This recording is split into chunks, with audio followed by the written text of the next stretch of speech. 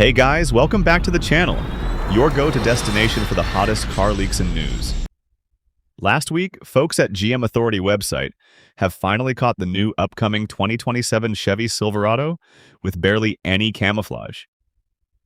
The new Silverado is shaping up to be a seriously big deal because it is finally attacking both ends of the truck market at once.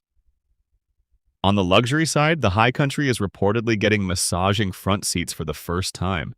A huge move that finally puts it closer to premium rivals like the GMC Sierra Denali Ultimate and Ford's top-spec F-150 trims, making long highway drives and daily commuting feel far more upscale.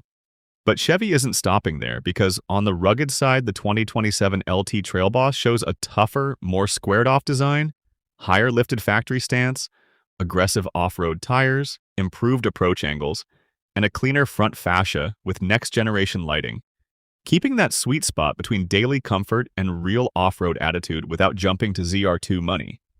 The critical part here is what these two leaks together really mean.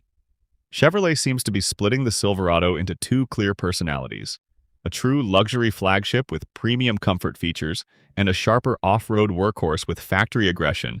While both are expected to benefit from the rumored new interior tech, bigger displays, updated powertrains, possible Gen 6 V8 improvements, and even Duramax efficiency gains that could push range close to 1,000 miles. If Chevy gets the pricing right, the 2027 Silverado could seriously challenge the Ford F-150 and Ram 1500 harder than ever.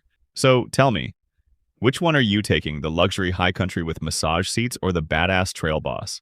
Drop it in the comments and don't forget to like, subscribe, and stay tuned for more interesting car updates. I'll catch you in the next one.